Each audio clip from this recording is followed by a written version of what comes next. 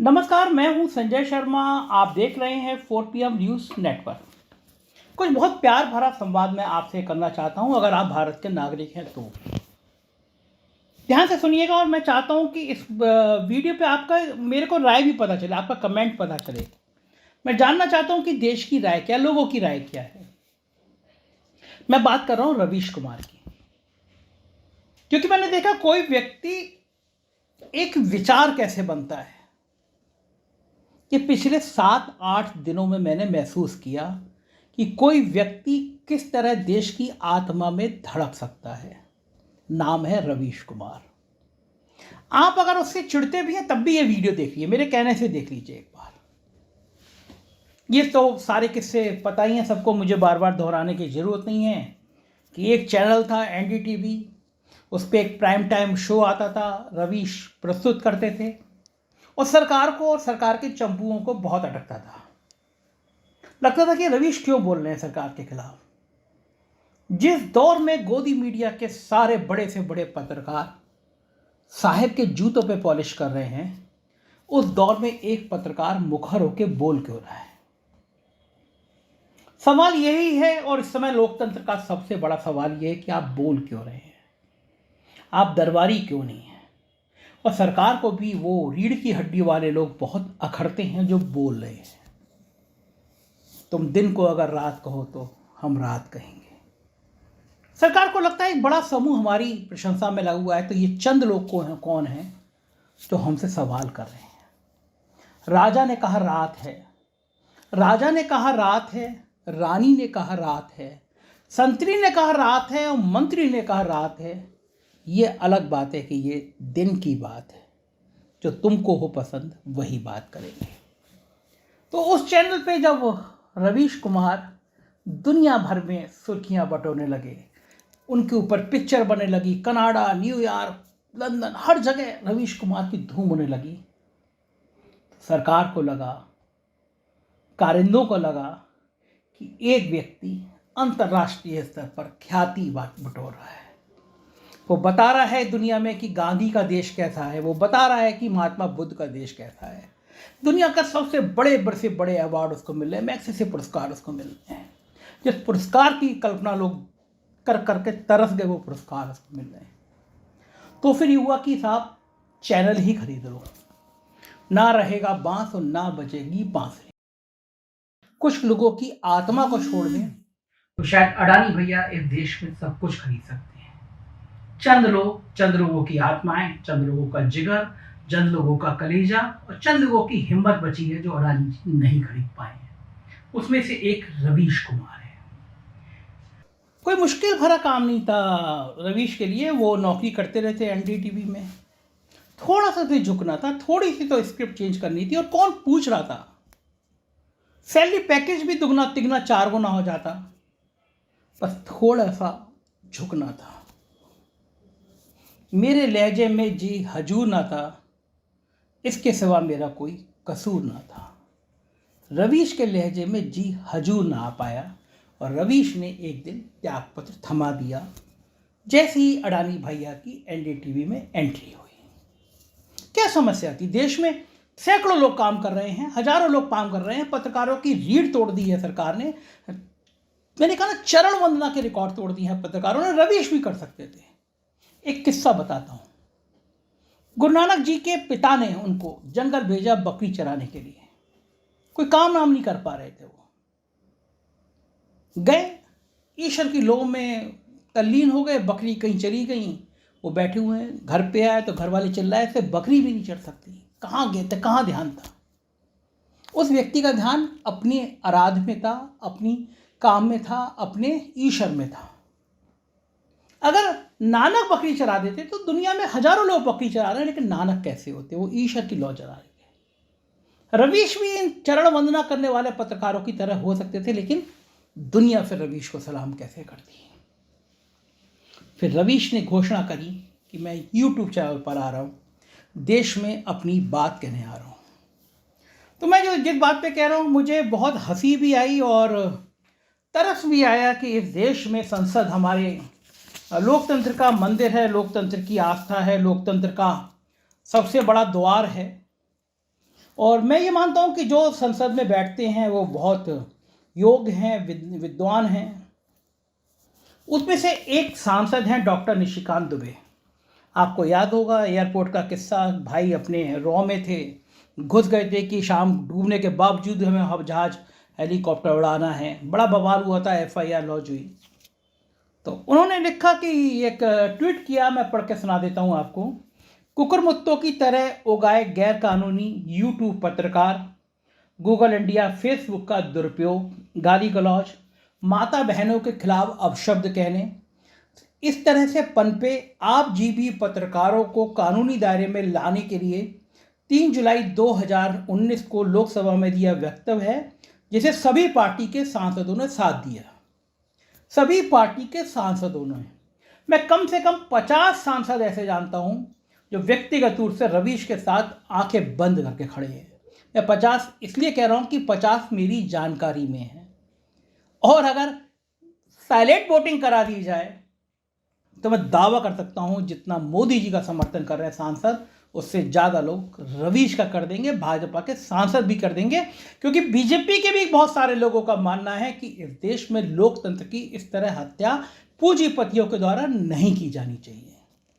Doctor Nishikant Dubey ने अपना ये भाषण जो पार्लियामेंट का था वो उन्होंने ट्वीट किया और ये कहा कि लोकसभा में कुकुरमुत्तों की तरह उगाए गैर कानूनी blackmailer YouTube channel, IT act में संशोधन का मेरा सवाल 9 फरवरी 2022 का है, लेकिन कुछ सड़क छाप लोग बिना जानकारी के मेरे ऊपर ओछे अभियान में लगे हैं।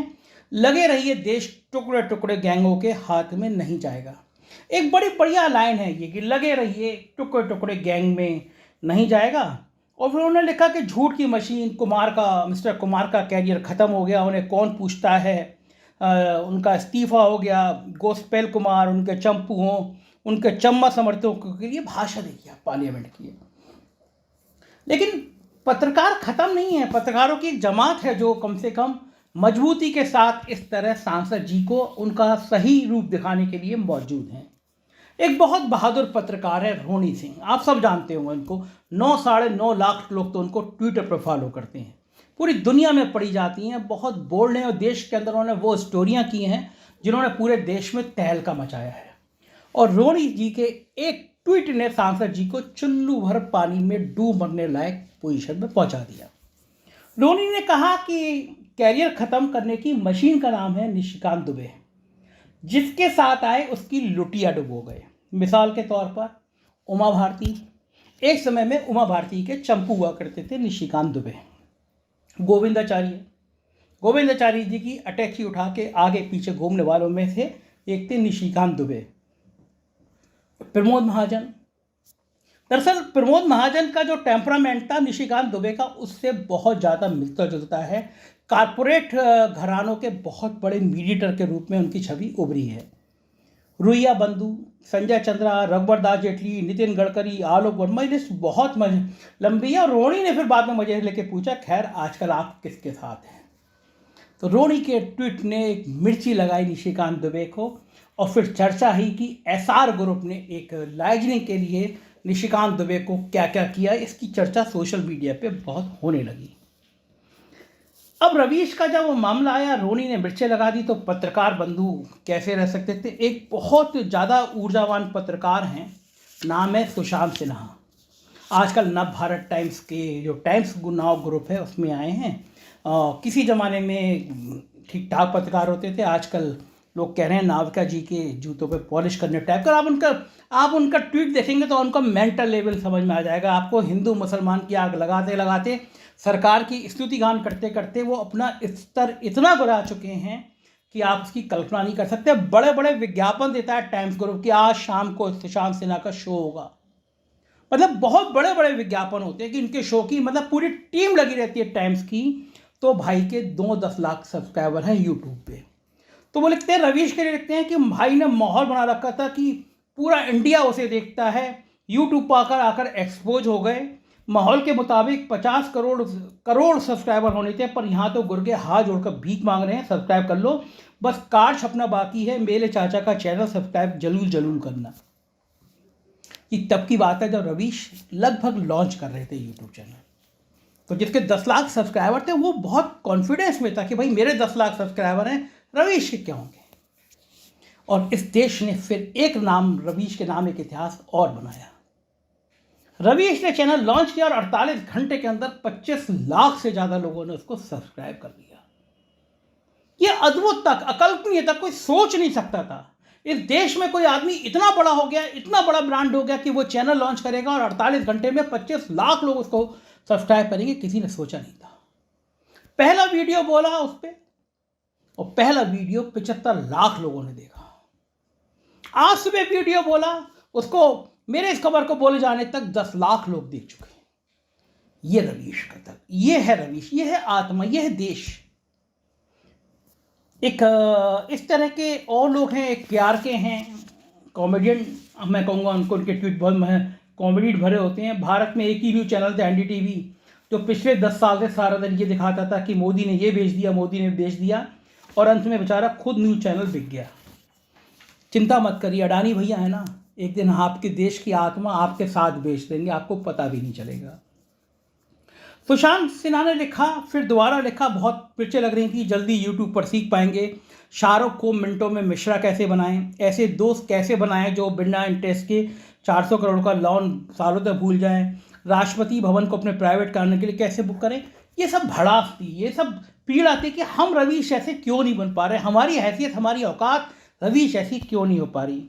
डॉक्टर निशिकांत दुबे के जवाब में ये लग गई और फिर बाद में सुशांत जी ने ट्रेंड पकड़ा, नरेंद्र मोदी जी के तारीफों में जुट गए। एक और नाम है मनोज मुंतशिर शुक्ला, एक बढ़िया गीतकार, बढ़िया कवि। इसका भी कुछ पेश ढीला हो गया है। एक जमाने में लोग सुनते थे, आजकल ये भी सोचता है, इनको इस फैक्ट्री को लगता है कि अगर हम हिंदू मुसलमान की नफरत फैला लेंगे तो हम बहुत बड़ा ब्रांड हो जाएंगे। ये गलतफहमी इनको पता नहीं कब दूर होगी। उन्होंने लिखा, चैनल छूटा है, चाल चलन नहीं, भाई साहब यूट्यूब पर अपना उत्पाद मचाएंगे। ओम थानवी जी वाइस चांसलर रहे हैं, बहुत गंभीर पत्रकार रहे। उन्होंने लिखा, रवीश कुमार ने NDTV छोड़ा है, पत्रकारिता नहीं। जब चैनल ही बिक गया, हथियार ये गया, तो वहाँ क्यों रहते हैं। चैनल गया, रात गई, बात गई। शमशेर बहादुर सिंह की कविता की पंक्तियाँ हैं, जो नहीं है जैसे कि सुरुचि उसका गम क्या वह नहीं है। और आशुतोष जी एक टाइम में IBN 7 के संपादक थे, आजकल सत्य हिंदी के एडिटर हैं। उन्होंने लिखा, NDTV को वो लोग गाली दे रहे हैं जिन्होंने ज़िंदगी में कभी भी पत्रकारिता नहीं की, या फिर पत्रकारिता का ढोंग करते रहे, या फिर सरकार की चाटुकारिता की। ऐसे लोगों को माफ़ कर देना चाहिए।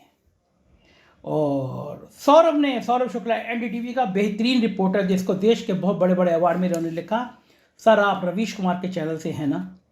रोज NDTV का माइक देखकर लोग ये सवाल पूछते हैं, हाँ कहने के बाद चैनल के लोगों पर सम्मान देखता हूँ। सर रवीश जी को हमारा सलाम कहिएगा, उनके लिए रोज़ दुआ करते हैं, अपने जैसे लाखों लोगों की दुआएं मोहब्बत आप उन तक पहुँचा दीजिएगा, ये उन्होंने कहा। अब मैं बात आपसे ये करना चाहता हूँ कि समस्या क्या है, इस देश को समस्या क्या है। क्या एक भी व्यक्ति आप छोड़ना नहीं चाहते जो सवाल कर सके कि बेरोजगारी क्यों है। क्या आप इस देश में एक भी व्यक्ति को नहीं छोड़ना चाहते जो कहें कि किसान सड़कों पर क्यों बैठे हैं। क्या आप एक भी व्यक्ति नहीं छोड़ना चाहते ये पूछे कि GDP क्यों गिर रही है। एक भी व्यक्ति आप नहीं छोड़ना चाहते जो आप ये सवाल करें कि सुप्रीम कोर्ट में रिट दायर हो रही है कि 500 करोड़ से ज़्यादा कर्जा किसका माफ़ किया गया, उसकी लिस्ट दे दो, सरकार नहीं दे रही है।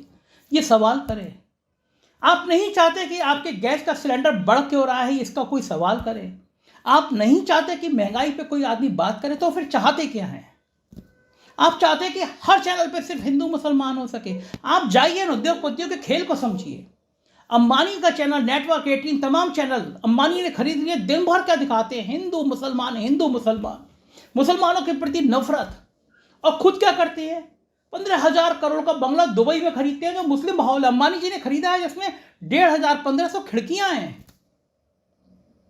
तो ऐसे लोगों की आवाज रवीश कुमार नहीं बने, इसके लिए पूरा चैनल खरीद लिया गया। अब आजकल निशिकांत दुबे, सुशांत सिन्हा जैसे उनके चंपू ये चाहते हैं और ये डिमांड कर रहे हैं कि अडानी जी आप यूट्यूब भी खरीद लीजिए। मैंने कहा ना, इस देश में अगर अडानी जी कुछ नहीं खरीदने पाएंगे तो रवीश ऐसे लोगों की जबान, कुछ पत्रकारों की आत्मा, उनका स्वाभिमान, उनकी हैसियत, तो लगे रहिए। अडानी जी जिस दिन यूट्यूब खरीदेंगे उस दिन रवीश ढपली बजा के गली चौराहे मोहल्ले पे अपनी बात कह रहे होंगे।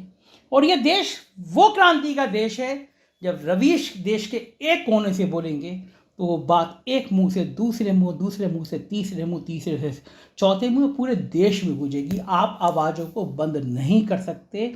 गांधी जी का याद आ रहा है, फिर मैं उसको कोट करूंगा, आप मुझे कैद कर सकते हैं, मेरे विचारों को नहीं कर सकते। भगत सिंह ने भी इस तरह की बातें कही थी, गांधी जी ने भी कही थी। तो ये देश, इस लोकतंत्र को मत खत्म करिए, ऐसी आवाज़ों को सलाम करिए जो सिस्टम के आगे बिकते नहीं हैं, रीढ़ की हड्डी की तरह खड़े रहते हैं। रवीश जी को मेरा दिल से सलाम। मैं दावा कर रहा हूँ कि बहुत जल्दी 1 करोड़ 2 करोड़ से ज़्यादा सब्सक्राइबर रवीश के होंगे। वो रवीश दिखाएंगे कि उनकी बात पूरा देश, पूरी दुनिया सुनती है, क्योंकि ये बात सच्चाई की है, ये बात लोकतंत्र की है, और ऐसी आवाज़ों को सलाम करना चाहिए। शुक्रिया।